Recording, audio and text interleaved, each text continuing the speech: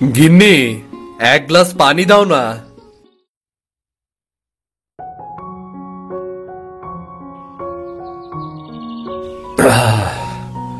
আজও কোনো কাজ পেলাম না গিন্নি, শরীরটাও বড্ড ক্লান্ত লাগছে। ছেলে মেয়ে দুটো খিদের জ্বালায় ছটফট করছে, কাল রাত থেকে না খেয়ে আছে। কি করব সেটাও বুঝতে পারছি না। এদিকে মায়ের অবস্থাও দিন দিন খারাপ হয়ে যাচ্ছে, ওনাকে একটু ডাক্তার দেখাতে হবে তো। গিন্নি, তুমি তো সবকিছু দেখছো, কম চেষ্টা তো করছি না আমি। আজ যে রান্না করার মতো কিচ্ছু নেই, না আছে চাল, না আছে ঝাল তেল। এইদিকে মাকে ঠিক মতো খাবার দিতে না পারলে তার শরীরটা আরো বেশি খারাপ হয়ে যাবে। এমন করে সংসার চালানোই তো দায় হয়ে পড়েছে। আচ্ছা, আমি দেখছি রান্নার মতো কিছু জোগাড় করতে পারি কিনা। বাবা, তোমাকে দেখে মনে হচ্ছে তোমার শরীরটা ভালো নয়। আমি আর দাদা বরং জঙ্গল থেকে কিছু শিকার করে নিয়ে আসি। কবে যে মাংস খেয়েছি সেটা তো মনেই পড়ছে না। বাবা, বোন কিন্তু ভুল কিছু বলেনি। আচ্ছা বোন, চল তাহলে আমরা জঙ্গলে যাই। আকাশের অবস্থা তেমন ভালো না, তোদের এই অবস্থায় কোথাও যেতে হবে না। মনে হচ্ছে এক্ষুনি ঝড় বৃষ্টি নামবে। বাবার কাছে শুনেছি ঝড় বৃষ্টির মধ্যেই শিকার করতে ভালো হয়। বৃষ্টিতে ভেজার কারণে বনের পশু পাখি তেমন একটা উঠতে পারে না। বাবা, তোরা ছোট মানুষ, বনে জঙ্গলে অনেক হিংস্র প্রাণী বের হয় এই বৃষ্টির মধ্যে। বাবা, না খেয়ে মরার চেয়ে হিংস্র পশুদের হাতে মরা অনেক ভালো। তোমরা এত চিন্তা করো না, আমাদের কিছুই হবে না।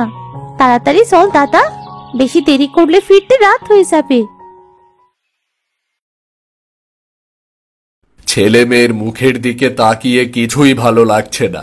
হে বিধাতা, তুমি কি আমার ডাক কখনো শুনবে না? এ জীবন যে আর রাখতে ইচ্ছে করছে না আমার। কাঁদিস না বাবা, বিধাতার ওপর ভরসা রাখ, দেখবি সব ঠিক হয়ে যাবে। এই সব বিধাতার পরীক্ষা। বিধাতা সব সময় সবাইকে কষ্টে রাখেন না। যা, বৃষ্টি শুরু হয়ে গেল যে। কতবার ছেলে মেয়ে দুটোকে নিষেধ করলাম, কিন্তু আমার কোনো কথাই শুনলো না।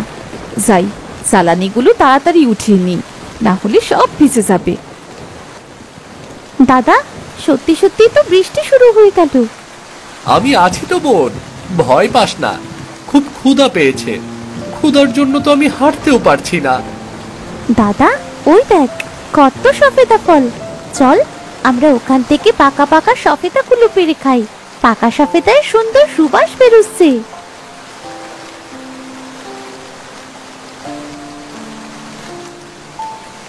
দাদা, এগুলো বাবা মা আর ঠাকুমার জন্য বাড়ি নিয়ে যাব। আরে দাদা, ওই দেখ একটা মুরগি।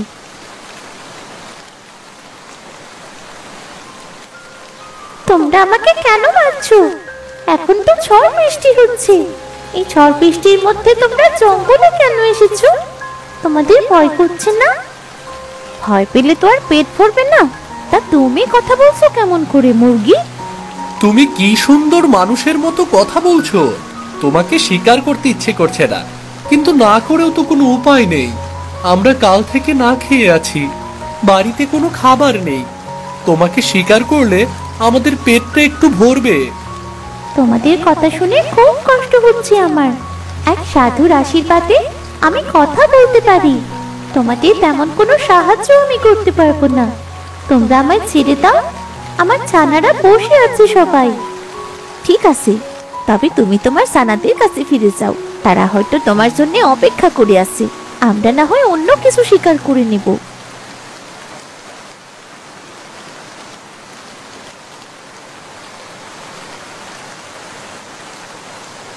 দাদা চল, আমরা বাড়ি ফিরে যাই।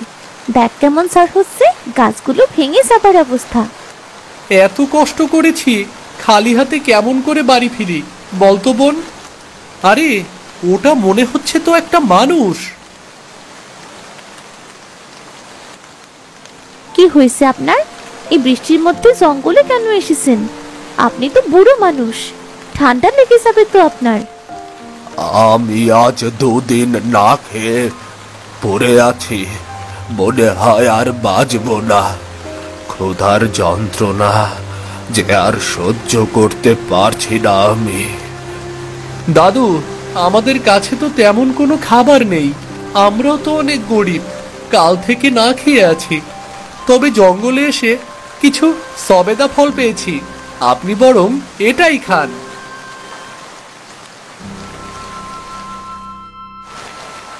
তোমরা অনেক ভালো মনের মানুষ, দেখবে তোমাদের অনেক ভালো হবে। তোদের হাতে খাবার খেয়ে আমি আজ তৃপ্তি পেলাম, এমন তৃপ্তি আমি আগে কখনো পাইনি। এ কি, আপনি আপনি ভূত? আমি ভূত নই বাছা, আমি একজন সাধু। তোদের পরীক্ষা করছিলাম, তোদের সব কথা আমি আড়াল থেকে শুনেছি। যখন মুরগির সাথে কথা বলছিলি তোরা তোরা ক্ষুধার্ত, তবুও মুরগিটাকে ছেড়ে দিলি। তোদের কাছে থাকা খাবার আমাকে খাওয়ালি, বাড়ির কথা না ভেবে। সাধু বাবা, আমরা কেমন করে একটা লোককে সামনে পড়ে মরে যেতে দেখতে পারি বলুন? তোদের ওপর আমি অনেক খুশি, তাই তোদের একটা উপহার দিতে চাই। কি উপহার সাধু বাবা? শোন, নদীর মাঝে একটা অদ্ভুত দেখতে গাছ আছে, তাতে ছোট ছোট ডিম ধরে আছে। সেই ডিম গাছ সবাই দেখতে পায় না। তোরা যদি সৎ হয়ে থাকিস তবে সেই ডিম গাছের সন্ধান ঠিকই পাবি। সাধু বাবা, ডিম গাছ হয় নাকি? বলছি না এটা তোদের উপহার, তবে কখনো লোভ করবি না। এই ডিম গাছ নিয়ে আসতে যাবার পথে অনেক বাধা আসবে। তোরা সৎ ভালো মনের মানুষ হলে সব বাধা পেরুতে পারবি। ঠিক আছে সাধু বাবা। শোন, ওই ডিম গাছ থেকে তোরা একটাই ডাল ভেঙে আনবি, আর সেটা বাড়ি এনে লাগিয়ে দিবি। দেখবি তোদের সব দুঃখ দূর হয়ে যাবে। আপনাকে ধন্যবাদ সাধু বাবা, আপনার এই ঋণ আমরা কোনো দিনও শোধ করতে পারবো না। আচ্ছা, তবে আজ আমি আসি, কাজে সফল হলে দেখা হবে আবার, কেমন? দাদা চল, তাহলে দেরি না করে আমরা নদীতে যাই, সেখানেই খুঁজে দেখতে হবে ডিম গাছ। আর দেরি করা ঠিক হবে না রে দাদা। ঠিক আছে, চল বোন।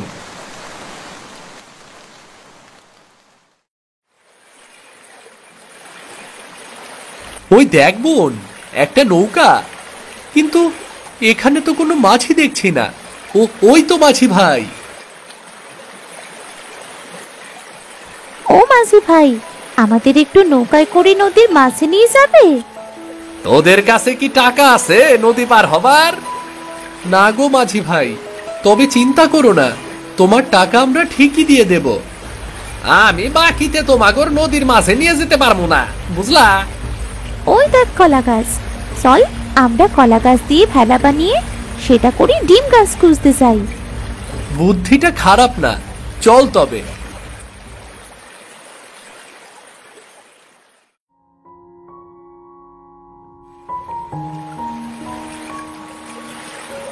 তুই কি মনে করিস, সাধু বাবার কথা সত্যি হতে পারে?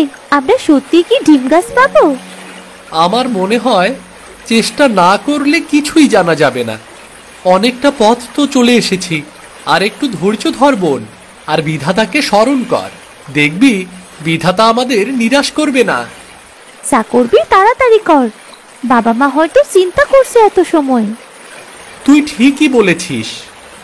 দাদা, ওই ফলটার ভেতর থেকে কিছু একটা কান্নার আওয়াজ আসছে। কান দিস না বোন, সাধু বাবা কি বলেছিল মনে আছে? আমাদের সামনে অনেক বিপদ আসবে, এটা তার প্রথম ধাপ। ফলটা ধরলে আমাদের বিপদ হতে পারে রে। তোরা ভালো চাস তো এখান থেকে ফিরে যা। নদীর এত গভীরে কেন এসেছিস সেটা ভালো করেই জানি। আমরা ফিরে যাবার জন্য এত দূর আসিনি। তবে আমাদের ছবলে তোদের মরতে হবে। আমরা মরতে রাজি আছি, মারো তোমরা আমাদের, তবে আগে আমাকে মারো। আরে এ কি, ছবল দিতে পারছি না কেন? আমার শরীরের ভেতর কেমন হচ্ছে, তাড়াতাড়ি চল এখান থেকে। দাদা, কি হচ্ছে এসব? আমার কিন্তু খুব ভয় করছে। সবই ওই সাধু বাবার আশীর্বাদ। তুই ভয় পাস না তো বোন, আমাদের কোনো ক্ষতি হবে না। বিধাতা আমাদের সাথেই আছেন রে। গল্প করতে করতে ভেলায় ভেসে তারা নদীর অনেক গভীরে চলে আসে। হঠাৎ এক জায়গায় ভেলাটি থেমে যায়, যেন কিছু অদৃশ্য শক্তি ভেলাটা থামিয়ে দিয়েছে। দাদা, এখানে দেখ, ওখানে কিছু একটা আছে। তারা দেখে জলের ভেতর একটি গাছের ছায়া ভেসে উঠেছে। গাছটি বড় নয়, কিন্তু তার ফলগুলো ডিমের মতো দেখতে। বোন, আমরা পেয়ে গিয়েছি সেই ডিম গাছ। কিন্তু এখানে তো শুধু ছায়া দেখা যাচ্ছে, গাছ কোথায়? দাদা, আমার মনে হচ্ছে ওই ছায়াটাই গাছ। তুই ওই ছায়ায় হাত দিয়ে দেখ তো। আরে তাই তো দেখছি, এটাই তো গাছ। এটা তো একদম নদীর মাঝেই মিশে আছে। কেউ বুঝতেই পারবে না এখানে কোনো গাছ আছে। দেখ বোন, গাছে কত ছোট ছোট ডিমের ফল। তাই তো দেখছি। এবার বাড়ি ফিরে চল দাদা। তোরা সফল হয়েছিস। তোরা সৎ ও ভালো মনের মানুষ, তাই ডিম গাছের ডাল ভাঙতে পেরেছিস। সকল বিপদ পেরিয়ে তোরা সফল হয়েছিস। তোদের বাড়িতে সবাই না খেয়ে আছে। বাড়িতে গিয়ে খাবারগুলো সবাই একসাথে খাস, আর এই ডিম গাছের যত্ন নিস। তাই হবে সাধু বাবা। আমি আসি তবে।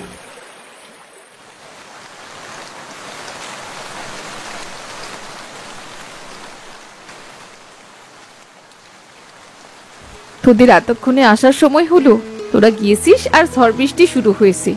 কত চিন্তা করছিলাম জানিস? শরীর ভিজে একদম একাকার হয়ে গেছে। আচ্ছা, তোদের কাছে ওটা কিসের গাছ? গাছে মনে হচ্ছে ছোট ছোট ডিম ধরে আছে। তুমি ঠিকই বলেছো গো ঠাকুমা, এটা একটা ডিম গাছ। ডিম গাছ আবার হয় নাকি রে? পাগল হলি তোরা, নাকি স্বপ্ন দেখছিস? বোন ঠিক বলছে বাবা। তবে শোনো, আমাদের সাথে কি হয়েছে।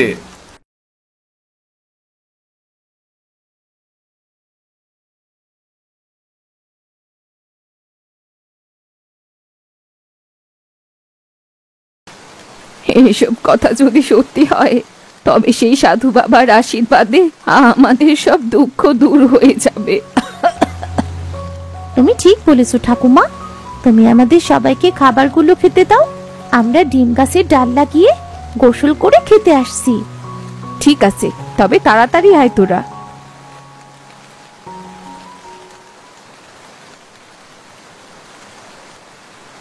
মায়া আর সবুজ তাদের বাড়ির সামনে ডিম গাছের ডালটা লাগিয়ে দেয়, আর এরপর তারা গোসল করে সবার সাথে খেতে বসে। কি সুস্বাদু খাবার! কতদিন যেমন সুস্বাদু খাবার খায়নি। তারা খাবার খেতে খেতে আরো কিছুক্ষণ গল্প করে।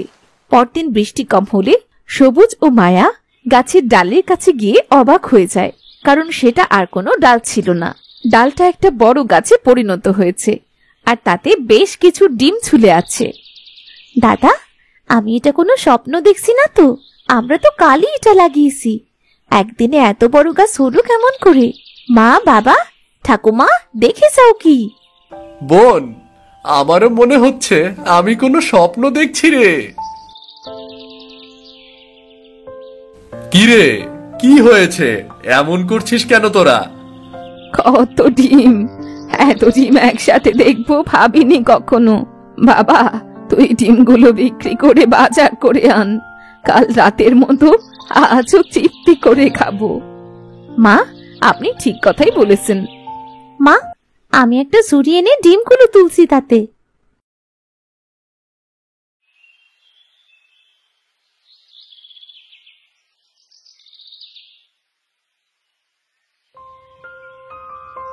বাবা, আমি খুব অসুস্থ। তোদের দেখি অনেকগুলো ডিম। এই ডিমগুলো সব আমাকে দিবি। আমি ডিমগুলো বিক্রি করে ওষুধ খেতাম। বাবা, আমাদের তো বাড়িতে খাবার মতো কিছুই নেই। তুমি আমাকে 5টা ডিম দিয়ে বাকিগুলো তুমি নিয়ে নাও, কেমন? তাহলে মায়ের চিকিৎসা করাবে কি দিয়ে? এবার গাছে ডিম হলে সেটা বিক্রি করে না হয় আমার চিকিৎসা করিও। আপনি ডিমগুলো নিয়ে যান। হ্যাঁ বাবা, আপনি তবে ডিমগুলো নিয়ে যান। এবার গাছে ডিম হলে সেগুলো বিক্রি করে না হয় আমার চিকিৎসা করিও। আপনি ডিমগুলো নিয়ে যান। হ্যাঁ বাবা, আপনি ডিমগুলো নিয়ে যান। আপনি কি ডিমগুলো নিয়ে যেতে পারবেন, না আমি এগিয়ে দিয়ে আসবো? আমার ডিমগুলো লাগবে না বাবা, তোদের সবার মন অনেক ভালো। আমি সেই সাধু, তোদের পরীক্ষা করতে এসেছিলাম ডিম গাছ পেয়ে তোরা অহংকারী হলি কিনা, এই ডিম গাছ সত্যিই ভালো কারো হাতে পড়েছে কিনা সেটাই জানতে এসেছিলাম। সাধু বাবা, আপনি বড্ড দয়ালু, বড় উপকার করলেন আমাদের। নদীর মাঝে থাকা ডিম গাছটার সন্ধান দিলেন। আজ আপনার জন্য আমরা নতুন করে বাঁচার স্বপ্ন দেখছি সাধু বাবা। শোন বাছা, কখনো লোভ করবি না, তাহলে সব হারাবি। আমি আসি তবে। বলি, আমি তবে ডিমগুলো বিক্রি করে মায়ের জন্য ওষুধ আর বাজার করে নিয়ে আসি, কেমন? আমরা অপেক্ষায় রইলাম।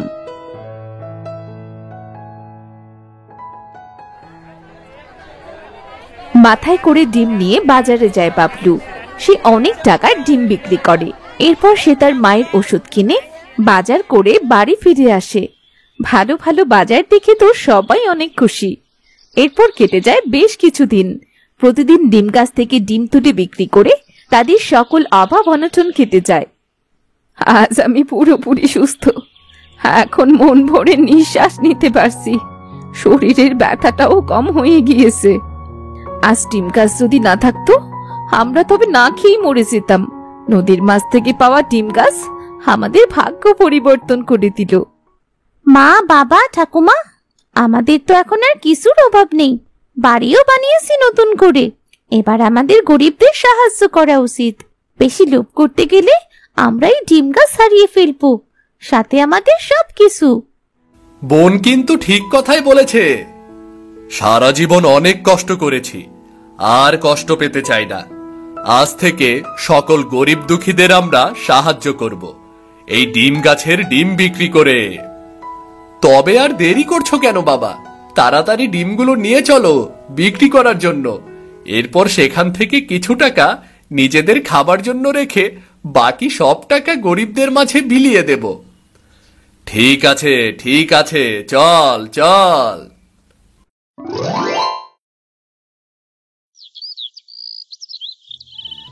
মা, আজকে রুটি ডালটা খেতে খুব মজা হয়েছে।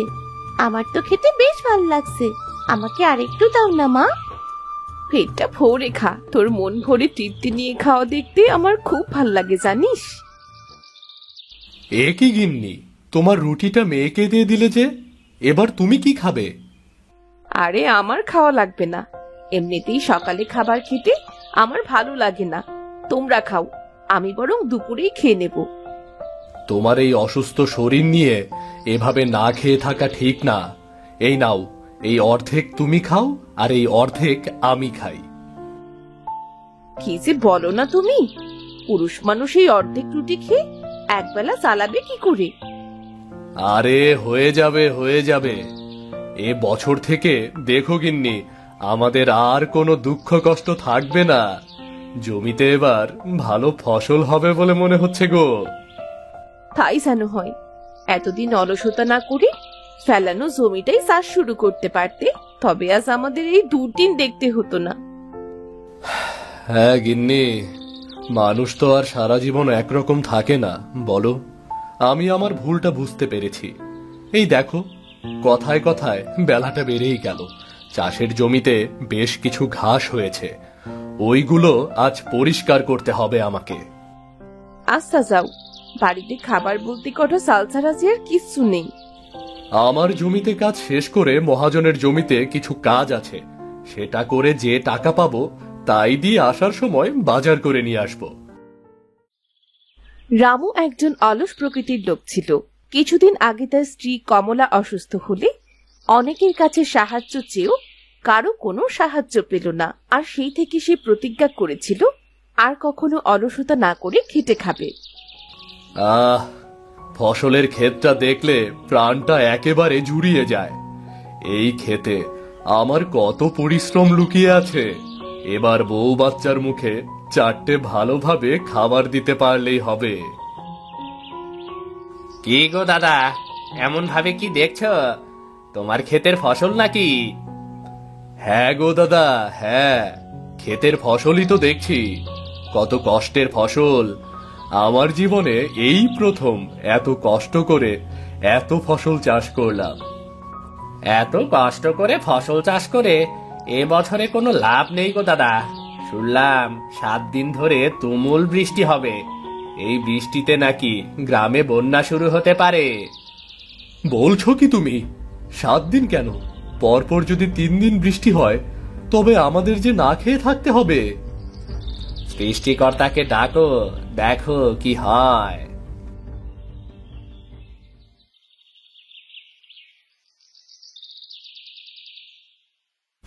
কি গো, তোমার আবার কি হলো? মাটি থেকে ফিরে এইভাবে বসে পড়লে কেন? গিন্নি, শুনলাম গ্রামে নাকি বন্যা হবে। যদি সত্যি সত্যি বন্যা হয় তবে আমি তোমাদের নিয়ে কোথায় থাকব? কি খেতে দেব তোমাদের? আরে শোনা কথায় কান দিতে নেই, এত চিন্তা করো না তো। যখন যা হয় তখন তাই দেখা যাবে। যাও তো, গোসলটা সেরে এসো, একটু বিশ্রাম নাও। সেদিন রাতে হঠাৎ করে বৃষ্টি শুরু হলো। একটানা 3 দিন এভাবে বৃষ্টি হতে লাগলো। বৃষ্টি কমা তো দূরের কথা, দিন দিন বৃষ্টি বেড়েই চলেছে। বৃষ্টির জলে তো গোটা গ্রাম বন্যার সৃষ্টি করছে। মাঠের ফসল সব নষ্ট হয়ে গেছে। বন্যার জল গ্রামে প্রবেশ করছে। মানুষ তো সব ঘরবন্দি হয়ে গেল। হুগু, আমাদের ঘরের ভিতর তো জল উঠে গেছে। কোথায় যাব আমরা? তুমি চিন্তা করো না গিন্নি, আমি একটা ব্যবস্থা ঠিকই করব। তুমি বরং তোমাকে নিয়ে বাড়িতে থাকো, আমি একটু বাইরে থেকে দেখে আসি কি অবস্থা। বাবা, আমার খুব খিদে পেয়েছে। আজ সারাদিন তো কিচ্ছু খাইনি। আমরা কি অনেকদিন খাবার খেতে পারবো না বাবা? আমাদের কি না খেয়ে থাকতে হবে? না মা, এই তো আমি বাইরে যাচ্ছি, দেখি কোনো খাবার পাই কিনা।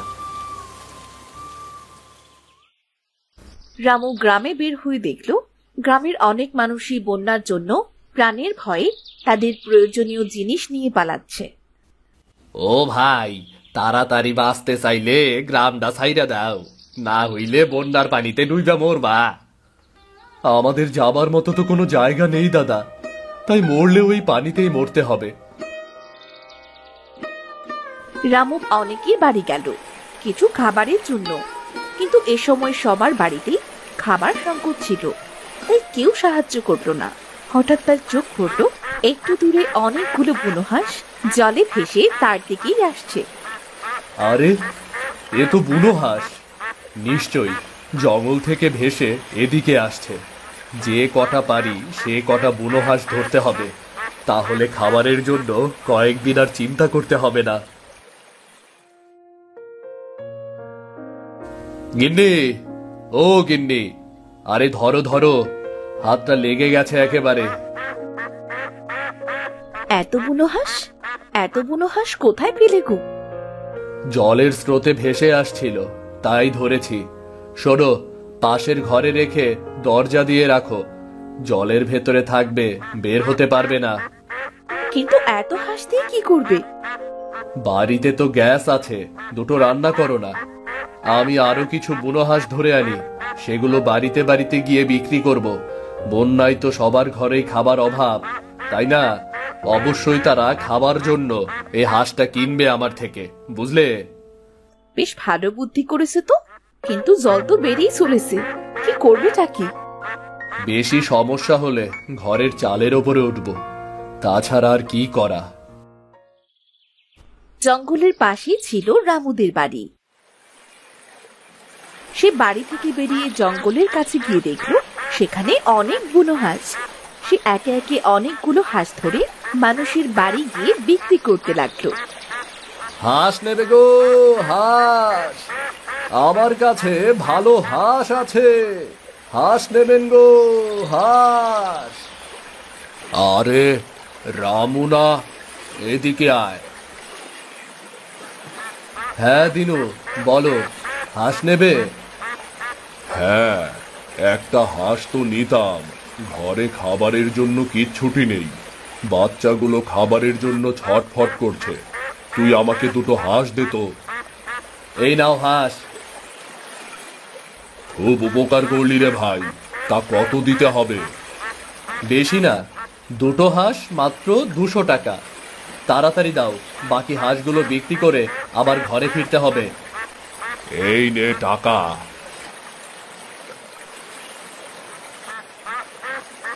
বাহ, বেশ কটা টাকার হাঁস বিক্রি করলাম। এই টাকা দিয়ে কয়েকদিন চলতে পারবো। ওগো, এত হাঁস ধরে কি করবে?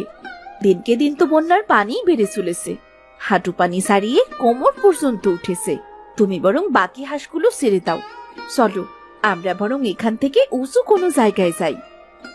আরে হাঁস ধরতে যাব না, আজকের ভেতরে বাকি হাঁসগুলো বিক্রি করে চলো আমরা এখান থেকে চলে যাব। একে তো বন্যায় আমাদের সঙ্গীরা এক এক জায়গায় স্রোতে ভেসে গেছে, এর উপরে গ্রামের মানুষ আমাদের সঙ্গীদের একের পর এক ধরে নিয়ে যাচ্ছে। হ্যাঁ, এভাবে চলতে থাকলে তো আমাদের হাঁসের বংশ একেবারেই ধ্বংস হয়ে যাবে। আমাদের যে করেই হোক এর একটা বিহিত করা দরকার, না হলে আরো অনেক হাসিদের প্রাণ যাবে। চলো আমরা সবাই মিলে হাঁস রানীর কাছে যাই, তিনি কি পরামর্শ দেয় তাই দেখি। হাঁস রানী তো জঙ্গলের ভেতর আটকে পড়েছে, তিনি কিছুতেই বেরোতে পারছে না। বন্যার পানি এখন দক্ষিণ দিকে যেতে শুরু করেছে। এমত অবস্থায় হাঁস রানী বের হলে দক্ষিণে স্রোতে ভেসে যাবে। তাহলে উপায়? হাঁস রানী, আপনি আপনি কিভাবে আসলেন? আর সবাই বের হয়ে আসলো, আপনি কেন বের হবেন না? বন্যার পানিতে হাসিদের রাজ্যে অনেক হাসি আটকা পড়ে, সব হাঁসকে বের করে দিয়ে আমি একটা ঘরে আটকা পড়ি। অনেক কষ্টে সেখান থেকে বের হয়ে এই পর্যন্ত এসেছি। আমাদের বাকি সঙ্গীদের বাঁচিয়ে কি হলো? গ্রামের রামু নামের একজন লোক আমাদের সঙ্গীদের ধরে নিয়ে যাচ্ছে। তাদের খাবারের সংকট বলে তারা হাঁসগুলো রান্না করে খাচ্ছে। না না, এটা হতে দেওয়া যাবে না। আমরা বাকি হাঁসগুলোকে যে করেই হোক রক্ষা করব। সবাই আমার সাথে রামুদের বাড়ি চলো। কিন্তু তারা যদি আমাদের ধরেও আটকে ফেলে? রামুর সাথে আমি কথা বলবো, তোমরা কোনো ভয় পেও না। সবাই চলো আমার সাথে। আরে এতগুলো হাঁস আমার বাড়িতে? হ্যাঁ, অবাক হবারই তো কথা। আমরা বুনো হাঁসেরা একত্র হয়ে তোমার কাছে এসেছি। কিন্তু কেন? তুমি আমাদের অন্যান্য বুনো হাঁস ধরেছ, এটা কিন্তু অন্যায়। আমাদের বাকি সঙ্গীদের ছেড়ে দাও তুমি। অন্যায় সেটা আমিও জানি, কিন্তু খিদের জন্য কি করব বলো? বউ বাচ্চা নিয়ে এছাড়া যে আমার আর কোনো পথ ছিল না। বুঝেছি, এই বন্যায় তোমাদের অনেক মানুষের খাবারের অসুবিধা হচ্ছে। আমি তোমাদের একটা ব্যবস্থা করে দেব। তোমরা তো হাঁস, তোমরা কি ব্যবস্থা করবে? সঙ্গিনীরা, মন দিয়ে শোনো আমার কথা। আমরা হাঁস সংখ্যায় অনেক অনেক, বৃষ্টিও বন্ধ হয়ে গেছে। বন্যার পানি এখন কমতে শুরু করবে, কিন্তু তার আগে আমরা সবাই একত্রিত হয়ে ওদের জানা দিয়ে বন্যার স্রোত জঙ্গলের দিকে দেব। এতে করে বন্যার পানি জঙ্গলের ভেতর দিয়ে নিচে নামতে শুরু করবে। হ্যাঁ হাঁস রানী, আমরা সবাই প্রস্তুত। শোনো রামু, বন্যার পানি কালকের ভেতর শুকিয়ে যাবে, আর কিছুটা সময়ের জন্য কষ্ট করতে হবে যে। আমি ভুল করেছিলাম, তোমরা আমাকে ক্ষমা করে দিও। আসলে খিদের যন্ত্রণা সহ্য করতে না পেরে তোমাদের ধরতে হয়েছিল। তবে এতে তোমারও কোনো দোষ নেই, তুমি অনুশোচনা করো না। আমরা এবার আমাদের রাজ্যে ফিরে যাই। এই চলো সবাই। কিছুক্ষণ পর থেকে বন্যার পানি কমতে শুরু করলো। পরদিন সকালে সূর্যের আলোর আবির্ভাব হলো, গ্রামের মানুষের মুখেও হাসি ফুটলো। গিন্নি, কিছুদিন কষ্ট হবে, তবে চাষের কাজ প্রথম থেকে আবার শুরু করব, বুঝলে? হ্যাঁ গো, চিন্তা করো না, সৃষ্টিকর্তা বড় বিপদ থেকে আমাদের রক্ষা করলেন। দেখো আস্তে আস্তে সব আবার ঠিক হয়ে যাবে।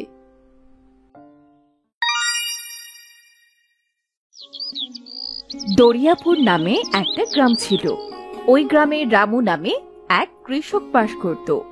রামু তার স্ত্রী ও মাকে নিয়ে সংসার করত। রামুর কোনো সন্তান ছিল না।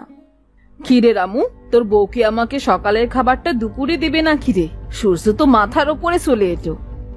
মা, তুমি যে কি বলো না, সবে মাত্র তো সকালের আলো ফুটেছে। ও তো রান্না করছে, এক্ষুনি খাবার দিয়ে যাবে। সংসারে একটা বাচ্চা কাচ্চা না থাকলে কি সংসার ভালো লাগে? বাচ্চার কান্নাকাটি, আদো আদো কথা এগুলো থাকবে? তা না, বিয়ে করেছিস তো এক অপয়াকে। আজ কতটা বছর হয়ে গেল, অথচ একটা বাচ্চাও দিতে পারে না। এই নিন মা আপনার খাবার। ওই দেখো, অপয়ার নাম না নিতে নিতেই সামনে এসে হাজির। এই অলক্ষী, তোকে না কতদিন বলেছি সকাল সকাল আমার সামনে আসবি না। এই অলক্ষীর মুখ দেখলে তো সারাটা দিনই খারাপ কাটে।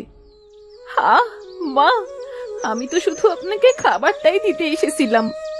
মা, তুমি গিন্নিকে এমন করে বলছো কেন? বাচ্চা হচ্ছে না, তাতে ওর কি দোষ?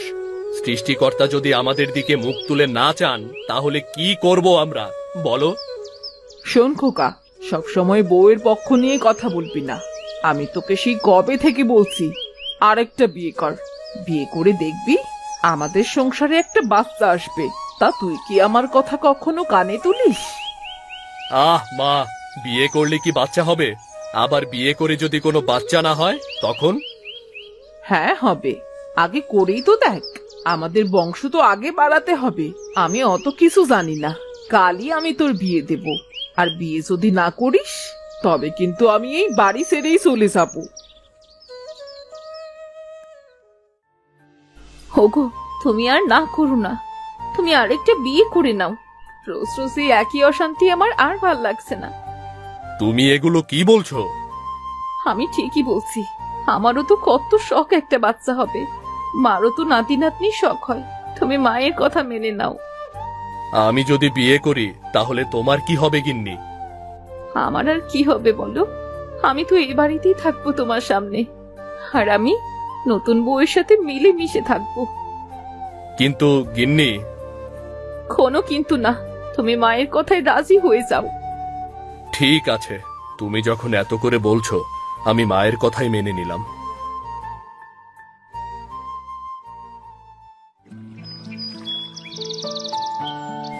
পরদিন রামু তার মায়ের পছন্দ মতো রানী নামের একটা মেয়েকে বিয়ে করে নিয়ে আসলো। ও মা, কই দেখি দেখি দেখি তো। বাহ, কি সুন্দর চেহারা, লক্ষ্মী বউ আমার। শোনো বৌমা, 1 বছরের মধ্যেই কিন্তু আমার নাতি নাতনি চাই। যাও ঘরে যাও। পরদিন সকালে। কি ব্যাপার ছোট বউ, তুমি উঠুন ঝাড়ু দিচ্ছ যে? আর ওই অপয়াটা কোথায়? তোমাকে তো এ বাড়ির কাজ করার জন্য আনা হয়নি, তোমাকে আনা হয়েছে বাচ্চার জন্যে। ওই অলক্ষীটার কি এখনো ঘুম ভাঙেনি? কি হয়েছে মা? আমি তো রান্নাঘরে রান্না করছিলাম। তা উঠোন কে ঝাড়ু দেবে? হ্যাঁ, এটা কি নতুন বউয়ের কাজ? না না মা, আমাকে দিদি করতে বলেনি। আমি নিজে থেকেই ঝাড়ু দিচ্ছি মা। এ কি ছোট, তুই আবার কাজ করতে গেলি কেন? তোর কোনো কাজ করতে হবে না, আমি সব কাজ করে নেব। তুই বরং ঘরে গিয়ে বিশ্রাম কর।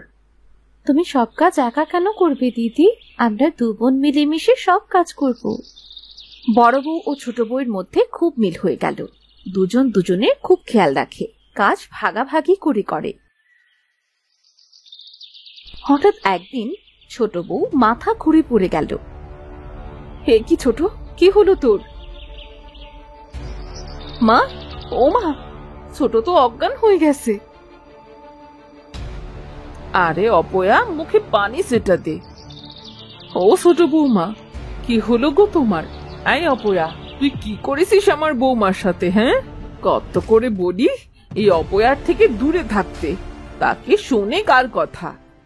বিশ্বাস করুন মা, আমি কিচ্ছু করিনি। কিছু সময় ধরে রমা লতাকেই বকতে থাকে। হঠাৎ করেই রানীর জ্ঞান ফিরে এলো। এ কি মা, দিদিকে বকছেন কেন? আমি তো এমনি মাথা করে পড়ে গিয়েছিলাম। আরে রামু, কোথায় গেলি রে বাবা? শুনে যা, সুখবর শুনে যা। ও রামু তো মাঠে। সৃষ্টিকর্তা আমাদের দিকে মুখ তুলে চেয়েছেন। ছেলেটা আজ আমার কত খুশি হবে। মা, আপনি সত্যি বলছেন? আরে হ্যাঁ গো বড় বৌমা, হ্যাঁ। হ্যাঁ রে ছোট, আজ থেকে তুই কিন্তু কোনো কাজে হাত দিবি না। তোর যা লাগবে সব আমাকে বলবি। আজ থেকে তুই শুধু আরাম করবি। আমার 10 বছর ধরে চাওয়ার ফল এটা। হ্যাঁ দিদি, এটা আমাদের 2 বউয়ের সন্তান। ওকে আমরা দেখে শুনে রাখবো। শোনো বড় বউ, ছোট বউয়ের ঠিক মতো দেখাশোনা করে রাখবে। ঠিক মতো ভালো ভালো খাবার রান্না করে দেবে। হ্যাঁ মা, আমি সবকিছুর খেয়াল রাখবো। দেখতে দেখতে সময় পার হয়ে গেল। ছোট বউয়ের কোল জুড়ে সুন্দর ফুটফুটে একটা ছেলে আসলো। শোনো ছোট বউ, বড় বউ হলো অপয়া। রাজুকে ওর কাছে যেতে দেবে না।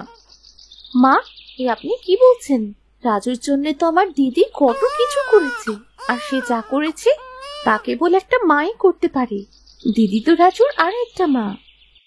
2 বউয়ের মধ্যে আমার ফাটল ধরাতেই হবে।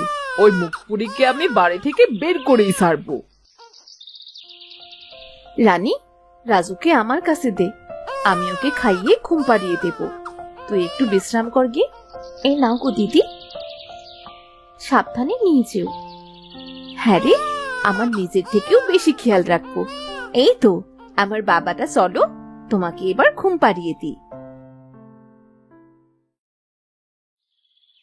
দেখতে দেখতে রাজু বেশ বড় হলো। সে সারাক্ষণ তার বড় মায়ের কাছেই থাকতে চায়। রাজু আয়, আমি তোকে ঘুম পাড়িয়ে দেব। না না, আমি তোমার কাছে খাবো না, তোমার কাছে ঘুমাবো না। আমি বড় মার কাছে যাব। বড় মা, বড় মা, কোথায় তুমি? এই তো বাবা, এই তো আমি। চলো সোনা আমার, আমার কাছে চলো, আমার সোনা ছেলেটা। কি গো ছোট বৌমা, আমি তোমায় বারবার করে সাবধান করেছিলাম, ছেলেকে বড় বউয়ের কাছে যেতে দিও না। এখন তোমার ছেলে তোমার কাছেই আসতে চায় না, তোমার কাছে খেতেও চায় না। আমরা দুজনই তোর মা, যে কোনো একজনের কাছে থাকলেই তো হলো মা। মা না সৎমা, আর সৎমা কখনো মায়ের থেকে বড় হতে পারে না। এমন চলতে থাকলে দেখবে তোমার ছেলে তোমাকে মা বলেও ডাকবে না। এখন তুমি যা ভালো বোঝার তাই করো গে। মা ঠিকই বলছে, দিদি আমার থেকে আমার ছেলেকে দূরে সরিয়ে দিচ্ছে। কিরে ছোট, কিছু বলবি? রাজুকে নিতে এলাম, আজ থেকে ও আমার কাছেই ঘুমোবে। কেন রে ছোট? রাজু তো রোজ আমার কাছেই ঘুমায়, তাহলে আজ কি হলো? আমি আমার ছেলেকে আমার কাছে ঘুমোতে নিয়ে যাব, তার জন্য কি তোমায় কৈফিয়ত দিতে হবে নাকি? আরে না, আমি তো এমনিই জিজ্ঞেস করলাম। তা তুই রাগ করছিস কেন? নিয়ে যা, রাজুকে নিয়ে যা। না না না, আমি মার কাছে যাব না, আমি বড় মার কাছেই থাকবো। না বাবা, তুমি চলো আমার সাথে। তুমি আজ থেকে আমার কাছেই ঘুমোবে, তোমাকে গল্প শোনাবো। না না না না, আমি তোমার কাছে ঘুমাবো না। বেয়াদব ছিলে। ছোট, মারিস না ওকে, ওইটুকু মানুষ। দাঁড়া, আমি বলছি। রাজু সোনা, আজ তুমি তোমার মায়ের কাছে গিয়ে ঘুমাও, কাল আমরা একসাথে ঘুমাবো। ঠিক আছে বড় মা। যেই বড় মা বলেছে সেই রাজি হয়ে গেছিস, আর আমি এতক্ষণ ধরে বললাম তা তো শুনলি না।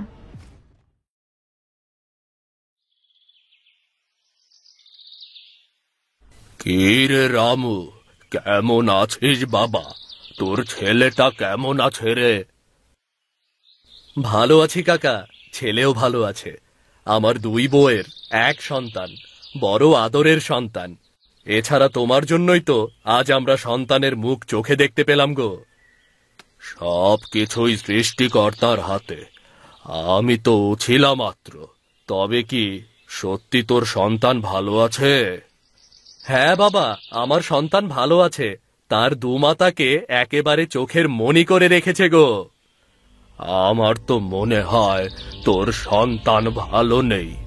আর যাই হোক, দুই বউয়ের এক সন্তান কখনো সুখে থাকতে পারে না। ছোট, রাজুকে দে, আমি খাইয়ে দিচ্ছি। না, তোমার খাওয়াতে হবে না, আমি ওকে খাইয়ে দেব। আজ থেকে আমার রাজু আমার কাছেই ঘুমোবে। আমার ছেলেকে নিয়ে তোমার অত চিন্তা দেখাতে হবে না দিদি। ও আচ্ছা। আমি বড় মায়ের কাছে যাব, আমি বড় মায়ের কাছে যাব, আমি বড় মায়ের কাছে যাব। চুপ, একদম চুপ করে ঘুমা। মার থেকে সৎমা বেশি আপন হয়ে গেছে, তাই না?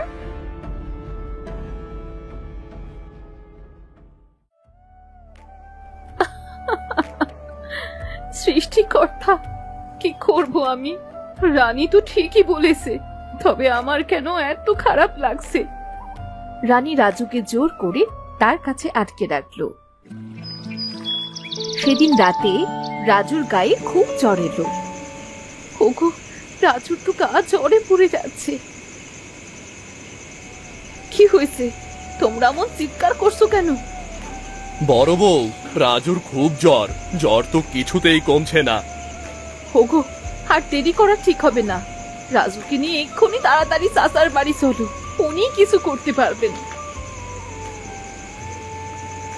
চাচা, আমার রাজুর কি অবস্থা দেখুন, গায়ের জ্বর সে কিছুতেই কমছে না।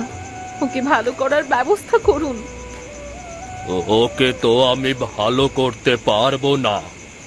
তাহলে তাহলে আমার ছেলে কি হবে? ও যেহেতু তোমাদের দুই বউয়ের এক সন্তান, তাই ওর ভালো থাকা তোমাদের হাতে। তোমরা যদি আবার সব হিংসা ভুলে আগের মতো মিলেমিশে থাকো, তাহলে ও এমনিতেই ঠিক হয়ে যাবে, আর না হলে ওর সর্বনাশ হয়ে যাবে। না না, এমন বলবেন না বাবা। বড় দিদি, তুমি আমায় ক্ষমা করে দাও। আমি তোমার ছেলেকে নিয়ে তোমার সাথে হিংসে করেছি, আর তার জন্যই আজ আমার ছেলের এই অবস্থা। না না না না ছোট, ওভাবে বলিস না। না না ছোট বৌমা, তোমাদের কোনো দোষ নেই, সব দোষ আমার। আমি সব সময় বড় বউকে নিয়ে তোমার মনে কুমন্ত্রণা দিতাম। মা, তোমার এ স্বভাব কোনোদিন কি যাবে না নাকি? আমি আমার ভুল বুঝতে পেরেছি। আজ থেকে আমি ভালো হয়ে যাবো বাবা। আজ থেকে রাজু দুই বউয়ের এক সন্তান। আজ থেকে আমরা সবাই মিলেমিশে থাকবো।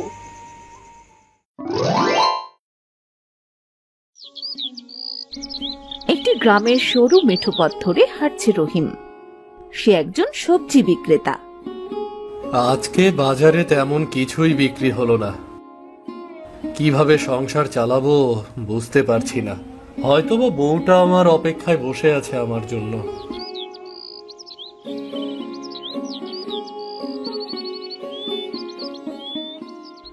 কি গো, এখন ফেরার সময় হলো? সে কখন থেকে বসে আছি, চাল আনবে তবেই রান্না করব। গিন্নি, ঝুম বৃষ্টি নেমেছে, বাজার ঘাটে মানুষ তো তেমন দেখা যাচ্ছে না। আজ বিক্রি বাটোয়ারাও তেমন নেই, শাকসবজি কিছুই বিক্রি করতে পারিনি। হোমা, সে কি গো, তাহলে চালও আনোনি? মেয়েটা যে খিদের যন্ত্রণায় কাঁদতে কাঁদতে ঘুমিয়ে পড়েছে। মানে কি যে বলছিলাম যে গিন্নি, কাল সবজি বিক্রি করে চাল কিনে আনবো। আজকের দিনটা না হয় কোনো রকমে পার করে দাও। প্রতিদিন রান্না করা চাল থেকে মুঠো চাল উঠিয়ে কিছু চাল জমিয়েছিলাম, আজ না হয় সে দুটো দিয়েই পার করলাম। আসলে তোমার মতো বউ পেয়েছি, এটা আমার খুব বড় ভাগ্যের ব্যাপার। দিন শেষে তোমার সহযোগিতা আমাকে নতুন করে বাঁচার স্বপ্ন দেখায় গো।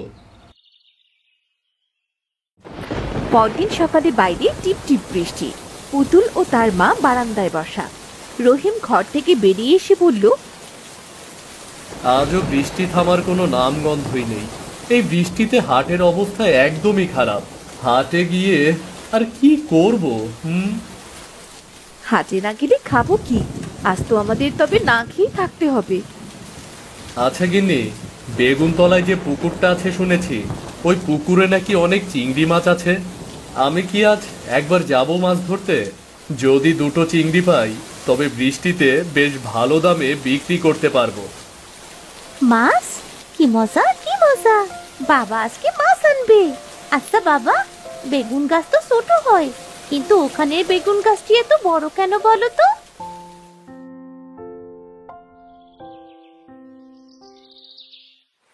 কিছুক্ষণ পর রহিম ধীর পায়ে গ্রামের এক কোণে যায়, যেখানে একটি পুরনো পুকুর আর তার পাশেই নাম করা বেগুনতলা। জায়গাটি অবস্থিত রহস্যময় পরিবেশ, জঙ্গলে ঘেরা।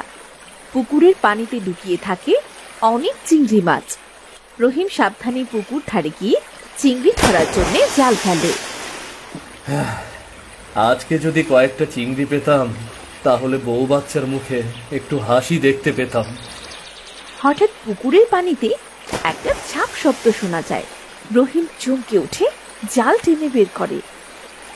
জলে কিসের যেন শব্দ হলো। জালটা টেনে দেখি কোনো চিংড়ি বাঁধলো কিনা। জাল টেনে দেখে এক ঝাঁক চিংড়ি তার জালে আটকা পড়েছে। রহিমের মুখে তখন হাসি ফুটে ওঠে। একবার জাল ফেলাতে এত চিংড়ি! সত্যি, মানুষ তো আর মিথ্যে কথা বলতো না, মানতে হবে পুকুরটাতে অনেক চিংড়ি আছে। কিন্তু সেই মুহূর্তে মদন কাকা হাজির। ও রহিম, এখানে চিংড়ি ধরতে এসেছিস? জানিস না জায়গাটি বেশি ভালো না? জানি কাকা, তবে আজকে ভাগ্য ভালো, বেশ কিছু চিংড়ি পেলাম। গিন্নি আর মেয়েটা আজ খুব খুশি হবে গো। শুধু বউ আর মেয়ের কথা ভাবলে হবে রে, তোর নিজের কথাও তো ভাবতে হবে নাকি? এই জায়গাটা বেশি ভালো না, যদি তোর কিছু হয়ে যায়। আরে কিচ্ছু হবে না কাকা, বুঝলে কাকা, ঘরে কিচ্ছুটি নেই, তাই বাধ্য হয়েই চলে এসেছি। আগে নিজের সংসারের মানুষগুলোকে তো ভালো রাখতে হবে। সেটা তোর ভাবনা, কিন্তু শুনে রাখ, রাত নামলেই এই জায়গায় অদ্ভুত ঘটনা ঘটে, সাবধানে থাকিস। রহিম কিছুটা ভয় পায়। না না কাকা, আমি এক্ষুনি চলে যাব, রাত পর্যন্ত অপেক্ষা করব না। যতগুলো মাছ পেয়েছি না, এতে দিব্যি দুদিন চলে যাবে। আচ্ছা, আমি বাড়ি গেলাম, বাড়িতে আবার আত্মীয় আসার কথা রে।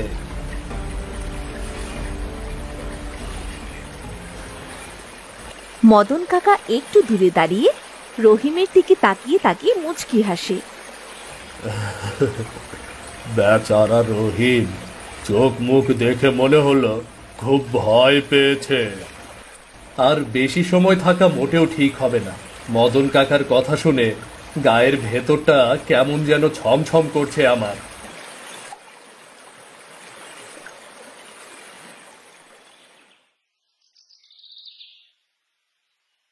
রহিম মাছ হাতে বাড়ি ফিরে। শিরিন রান্না করে আর পুতুল পাশে বসে থাকে। মা, ওই দেখো বাবা এসে গেছে। বাবা, মাছ পেয়েছো নাকি? ও মা, কতগুলো চিংড়ি! দেখো না মা, বাবা কতগুলো চিংড়ি পেয়েছে।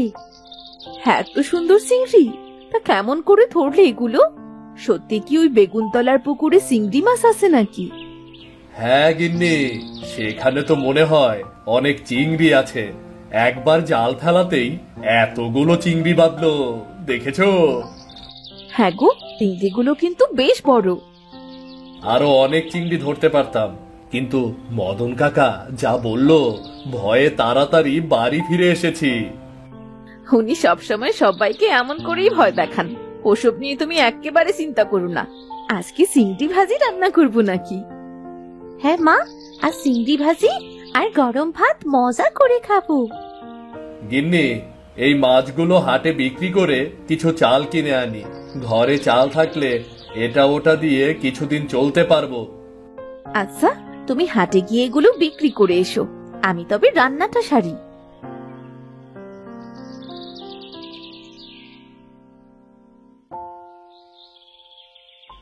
রহিম মাছগুলো নিয়ে হাটে যায়।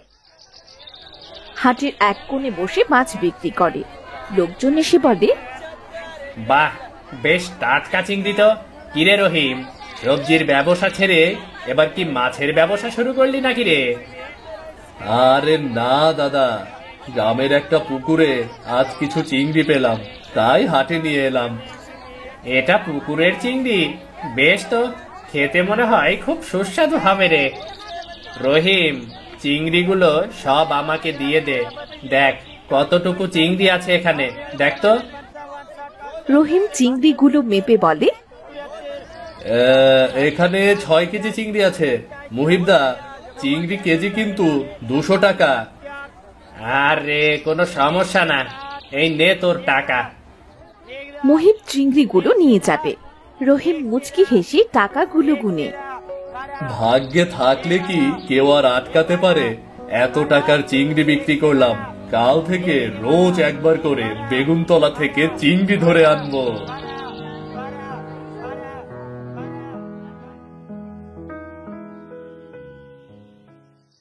রহিম চাল নিয়ে বাড়ি ফিরে আসে। তুমি চলে এসেছো? অনেকক্ষণ ধরে তোমার অপেক্ষা করছিলাম।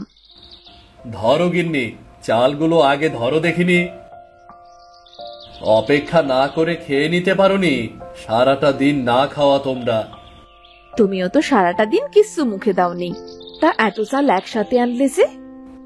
গিন্নি, 1200 টাকার চিংড়ি বিক্রি করেছি, সব টাকার চাল কিনে আনলাম। ঘরে চাল থাকলো, আর রোজ কিছু চিংড়ি ঘরে আনবো। সংসারটা বেশ ভালোভাবেই যাবে।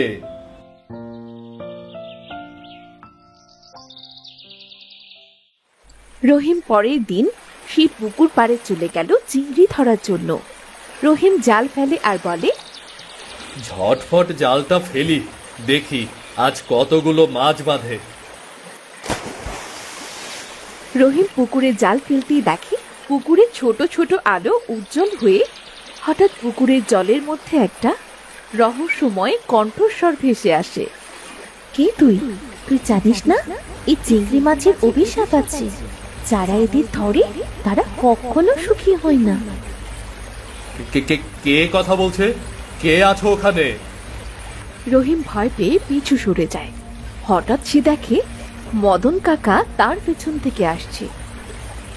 এই জায়গাটা আমি বলেছিলাম না রহস্যময়, চিংড়ি মাছের অভিশাপ আছে এখানে।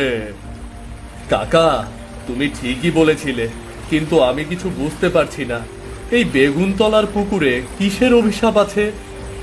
রহিম, এই পুকুরে অনেক আগের একটা রহস্য আছে রে। এখানে এক সময় এই গ্রামের মোড়ল চিংড়ি মাছের জন্য প্রাণ দিয়েছিলেন। তার আত্মা এখনো ঘুরে বেড়ায়। সেই থেকে মানুষ এই বেগুনতলার চিংড়িকে অভিশাপ মনে করে। এই জন্য কি কেউ খায় না চিংড়ি? কেউ আসে না এদিকে এজন্যই? হ্যাঁ, এজন্যই ভয়ে কেউ আসে না এদিকে। শোন, যা বাড়ি যা, আর আসিস না এখানে।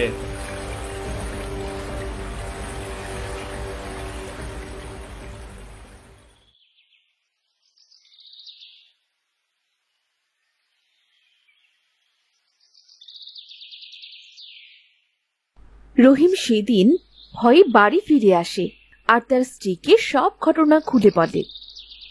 যদি তোমার কিছু হয়েছে তো? না না, তুমি আর কখনো ওদিকে যেও না।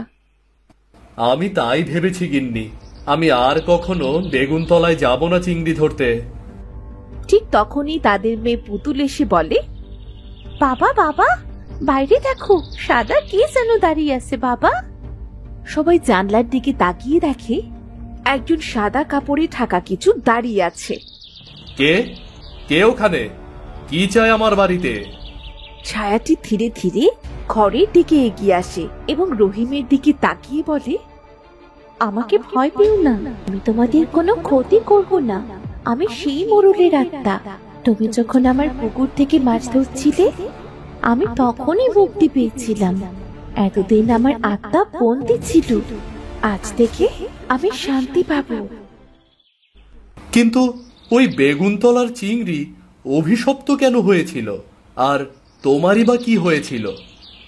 ওইটা আমারই পুকুর ছিল। ওই পুকুর পাড়ে বড় একটা বেগুন গাছ ছিল। ওই বেগুন গাছে একটা পেতনি থাকতো, আর কোনো একটা কারণে ওই পেতনির সন্তান অভিশপ্ত হয়ে চিংড়ি হয়ে যায়।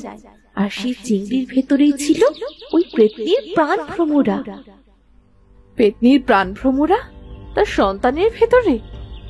হ্যাঁ, একদিন আমি ওই পুকুরে সে চিংড়িটি দেখতে পাই। খুব বড় ছিল চিংড়িটি।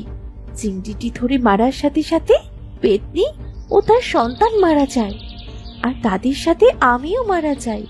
আমার আত্মা ওই পুকুরে বন্দি হয়ে যায়। আর এই ঘটনার পর কেউ কোনোদিন ওই বেগুনতলার পুকুরে আসেনি।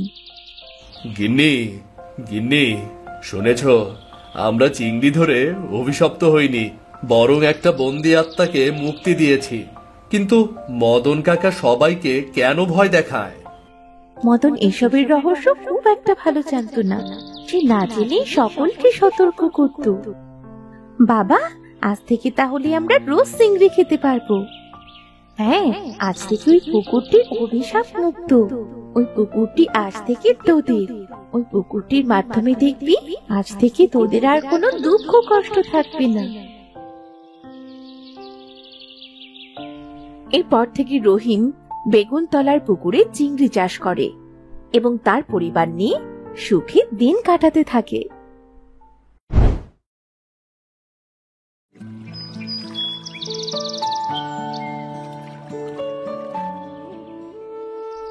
কিরে সুটকি, তুই কাঁদছিস কেন?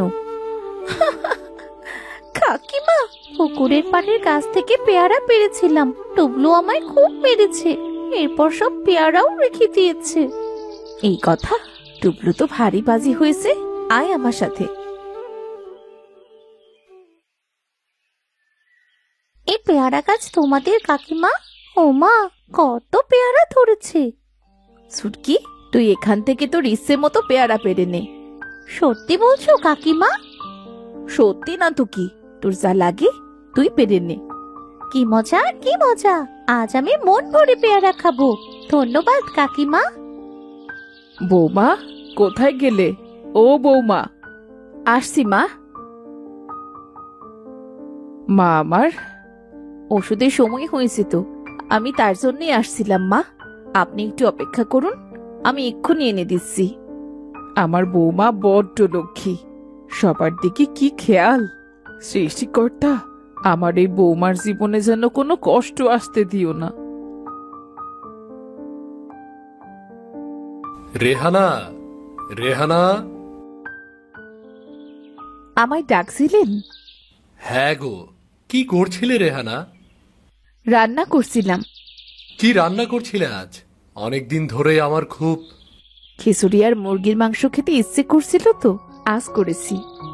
বাহ, তুমি কি জাদু জানো নাকি রেহানা? না বলতেই বুঝে ফেললে। প্রিয় মানুষের ইচ্ছা অনিচ্ছা এমনিতেই বোঝা যায়। আপনি হাত মুখ ধুয়ে নিন, আমি খাবার বেড়ে দিচ্ছি।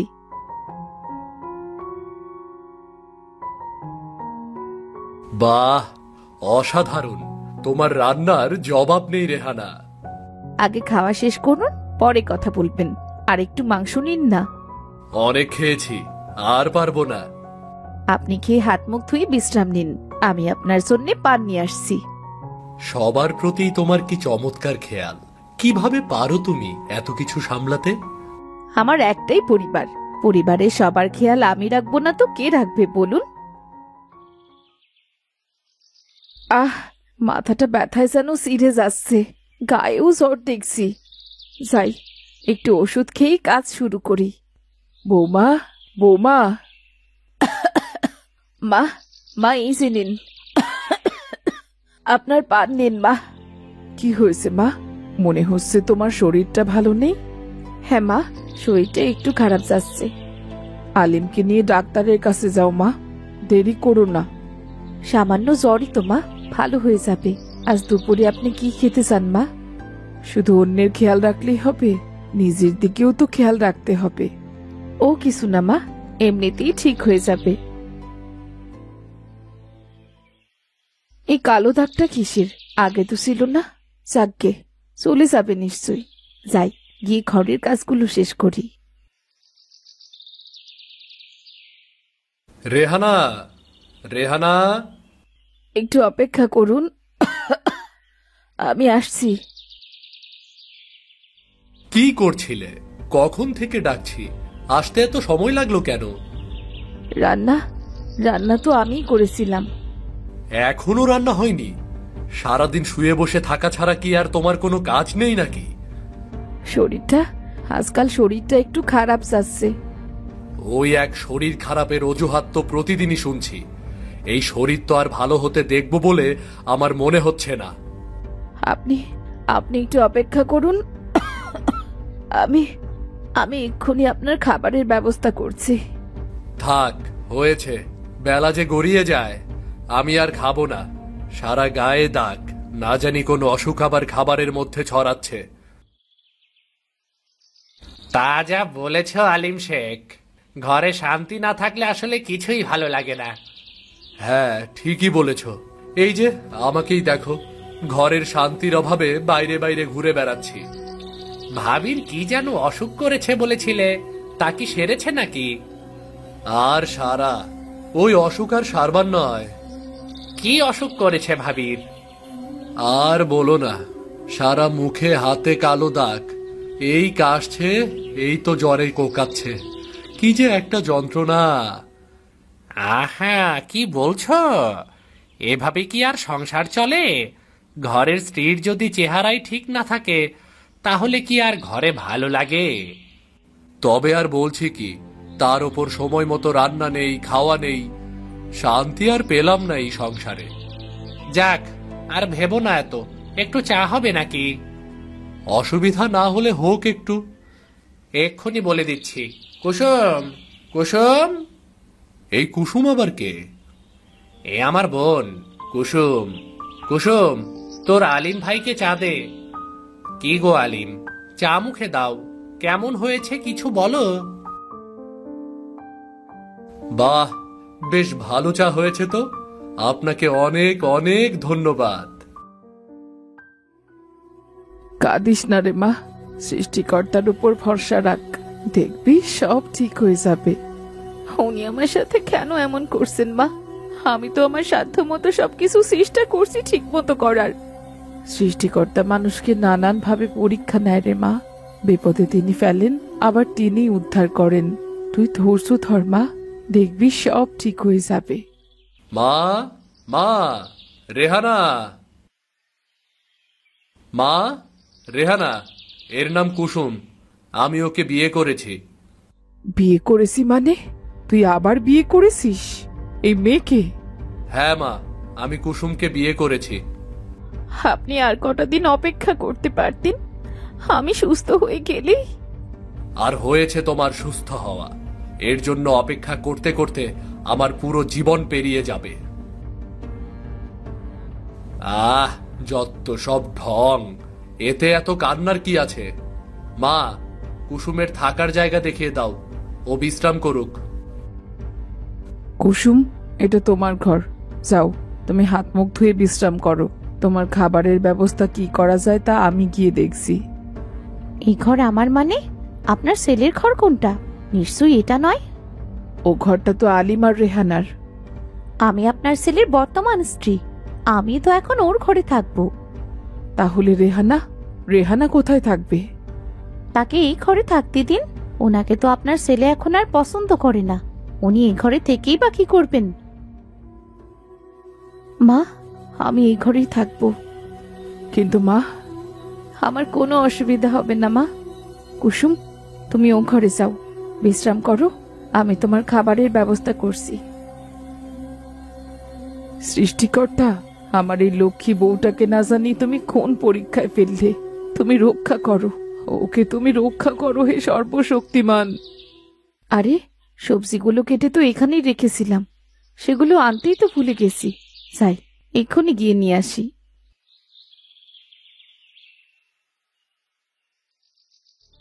রান্না কে কে করেছে আজকে? আমি করেছি। কেন, কোনো সমস্যা? এত ঝাল, এত ঝাল কি মুখে দেওয়া যায় নাকি? আমি তো ঠিক মতোই রান্না করেছি, কিন্তু কিভাবে কি হলো বুঝতে পারছি না। ও বাবা গো, কি ঝাল! আমার তো মুখ পুড়ে গেল। আমি তো কিছুই বুঝতে পারছি না, কিভাবে কি হলো। সারাদিন তো শুয়ে বসেই থাকো, রান্নায় আর মন বসবে কিভাবে? বিশ্বাস করুন, আমি সব ঠিক মতোই। ওই এক কান্না আর শুয়ে বসে থাকা ছাড়া আর তো তোমাকে কোনো কাজ করতে আমি দেখি না। যত সব। রেহানা, রেহানা, আমায় ডাকছিলেন? আমার টাকার বাক্সে 2টো টাকার বান্ডিল নেই। এ কি বলছেন? কোথাও পড়ে যায়নি তো, কিংবা অন্য কোথাও রেখেছেন? কেউ নিয়ে গিয়েছে, আর এই বাড়িতে যারা থাকে তাদের মধ্যেই কেউ নিয়েছে। আপনি কি বলছেন? কে করবে এই কাজ? কি হয়েছে? এত হইচই কিসের? কুসুম, উনি কি বলছেন? তার বাক্স থেকে টাকা চুরি হয়েছে, আর তা নাকি এ বাড়ির লোকেরাই চুরি করেছে। হতেই পারে, আজকাল কারো ওপর ভরসা করা যায় না।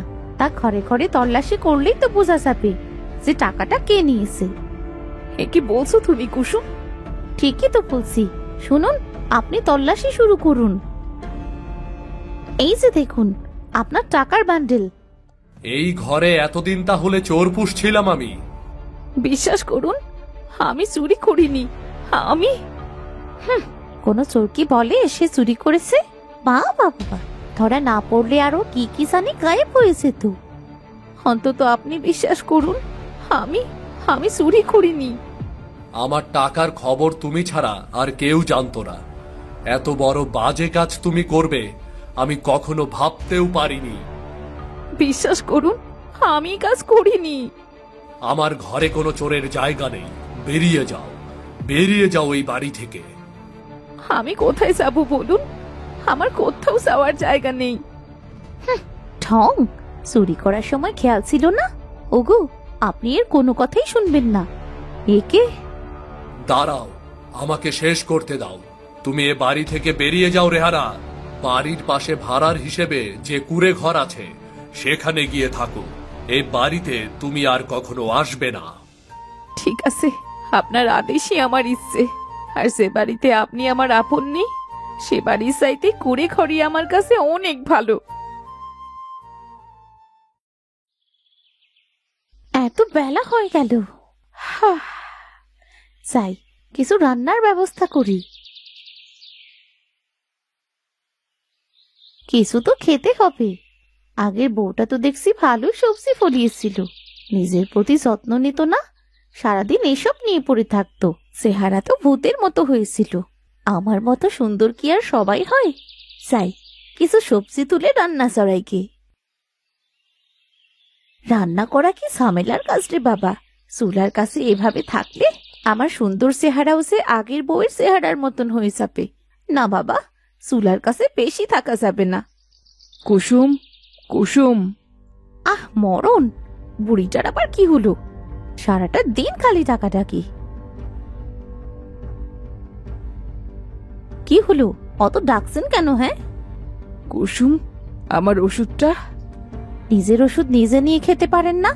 সেটাও আমার মুখে তুলে দিতে হবে? এইভাবে বলছো কেন মা? তো কিভাবে বলবো? এত মিষ্টি কথা আমার মুখে আসে না। নিজের ওষুধ নিজে নিয়ে খাবেন এখন থেকে। এই খাবার কে রান্না করেছে? তুমি? হ্যাঁ, আমি রান্না করেছি। ভালো হয়েছে তো, তাই না? এত লবণ আর মশলা, এই খাবার তো মুখে দেওয়ার কোনো উপায় নেই। ও কিছু না, আগে খারাপ রান্না খেয়ে খেয়ে আপনার মুখ নষ্ট হয়ে গেছে, তাই আমার রান্না আপনার এখন আর মুখে রুচছে না। এ রান্নাকে তুমি ভালো রান্না বলছো? তা নয় তো কি, আজ পর্যন্ত কেউ আমার রান্নাকে খারাপ বলেনি। কি জানি বাপু, তবে আমার পক্ষে এ খাবার খাওয়া সম্ভব নয়। ঠং, এই সুন্দর চেহারা নষ্ট করে চুলার কাছে বসে রান্না করছি, আবার সেই রান্নার কত নিন্দে। তোমার সৌভাগ্য যে এখনো খাবার পাচ্ছ। রেহানা, মা রেহানা। আরে মা, আপনি আসুন মা, ভেতরে আসুন। আপনি কেমন আছেন মা? ওষুধগুলো ঠিক মতো খাচ্ছেন তো? আর ওষুধ, এই শেষ সময় আর ওষুধ খেয়ে কি হবে? তুমি চলে আসার পর বাড়িটা পুরো অন্ধকার হয়ে গেছে। মানুষ যে বাড়িতে আপন থাকে না, সে বাড়ি যেমনই হোক ভালো লাগে না। ওসব কথা থাক না মা, আমি এখানে ভালোই আছি। মা, আপনি হাত মুখ ধুয়ে নিন, আমি আপনার জন্য কিছু খাবারের ব্যবস্থা করি। খাবার ওসব পরে হবে, তুমি বসো মা, তোমার সাথে আমার কিছু জরুরি কথা আছে। কি কথা মা? তাহলে তুমি তৈরি থেকো মা, আমি আবার আসবো। আজ তাহলে যাই মা। আচ্ছা মা, নিজের খেয়াল রাখবেন।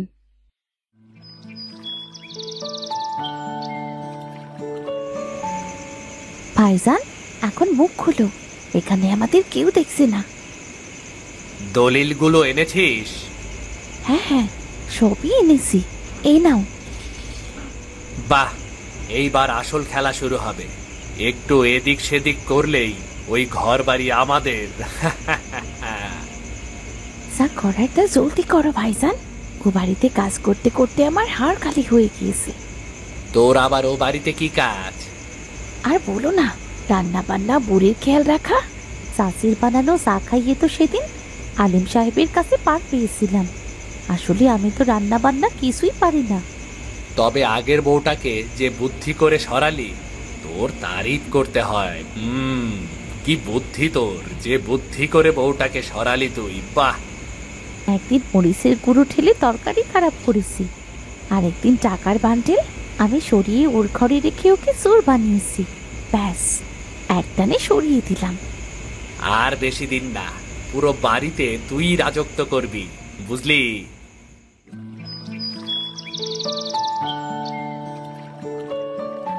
সবজি বাগানটার কি অবস্থা হয়েছে। এখন যদি রেহানা থাকতো, তাহলে রেহানা চলে যাওয়ার পর সংসারের শান্তি চলে গেছে। আমি মনে হয় রেহানার উপর খুব অন্যায় অত্যাচার করেছি, খুব অবিচার করেছি আমি। আলিম শেখ, বন্ধু আলিম শেখ, বাড়িতে আছো নাকি? কি ব্যাপার করিম আলী, এই অসময়ে? এসো, ভেতরে এসো। ভেতরে তো যাব অবশ্যই, নিজের বাড়িতে নিজে যাব না, তাই বাড়িটা যে আমার, তা কি মনে করে আছো তুমি? কি সব যাতা বলছো? এ বাড়ি তোমার হবে কেন? তাহলে ভুলেই গেছো তুমি। সমস্যা নেই, এই যে আমার কাছে দলিল আছে। কি দলিল? আর কিসের দলিল? কুসুমকে বিয়ে করার জন্য তুমি যে আমার আর কুসুমের নামে বাড়িটি লিখে দিয়েছ, এটা তারই দলিল। আমি এসেছি এই বাড়ি বুঝে নিতে। কি কি বলছো তুমি এসব? এ দলিল মিথ্যা দলিল। আমি কখনোই এমন কোনো দলিল দস্তখত করিনি, কোনোভাবেই না। বিশ্বাস না হলে নিজেই দেখো, নিজের দস্তখত তো নিজেই চিনতে পারবে তুমি, তাই না? এ তোমাদের ভাই বোনের চক্রান্ত। আমি কখনোই এমন কোনো দলিলে দস্তখত করিনি। কুসুম, কাল নাগিনী, তুমি এই বাড়ির সর্বনাশ করতে এসেছো। আমার আগেই বোঝা উচিত ছিল। আমি শুধু আমার পাওনা বুঝে নিতে এসেছি, কোনো সর্বনাশ করিনি। কথা না বাড়িয়ে এই বাড়ি আমাদের বুঝিয়ে দিন। দারোগা সাহেব, এই যে দেখুন, এরা দুই ভাই বোন চক্রান্ত করে এই বাড়ি দখল করতে এসেছে। বটে বটে, জেলে নিয়ে ভালো মতো আটকালেই সব বোঝা যাবে। এই করিম আলী, তুমি এখনো ধান্দাবাজি ছাড়োনি? মানে আমার কাছে তো দলিল আছে। ওটা একটা ভুয়া দলিল, এই যে আমার কাছে আসল দলিল। মা আমাকে সবই জানান, তারই সাহায্যে আমি অন্য কিছু কাগজপত্র তৈরি করি। মা সেটা ওই দেরাজে রেখে দেন, কুসুম সেটাই চুরি করে তার ভাইকে দেয়। ওইসব কাগজপত্রের উপর ভিত্তি করে বানানো দলিল একদম মূল্যহীন। আমি তো এসব কিছুই জানি না। আমি এই করিম আলীর নামে অনেক দিন থেকে অনেকের সম্পদ বেনামে দখল করার অভিযোগ আছে। আজ বেটাকে হাতে নাতে পেয়েছি। চল চল বেটা, থানায় চল। আমাকে মাফ করে দাও রেহানা, আমি তোমার উপর অনেক অবিচার করেছি। আমার এমন করা উচিত হয়নি। আমি আপনাকে মাফ করে দিয়েছি, নিজেকে আর দোষী ভাববেন না। সবই আসলে কপাল। আর কুড়ে ঘরে আমার জীবন খারাপ কাটেনি। অশান্তির ঘর বাড়ির চাইতে শান্তির কুড়ে ঘর অনেক অনেক ভালো। তুমি এখানে আবার ফিরে এসো রেহানা, তোমার আপন মানুষের কাছে। হ্যাঁ মা, তুমি ছাড়া এই বাড়ি একটা অশান্তির বাড়ি বটে। তুমি ফিরে এসো মা। আমি তোমাকে অনেক বড় বড় ডাক্তার দেখাবো, তুমি আবার সুস্থ হয়ে উঠবে রেহানা, আমি কথা দিলাম।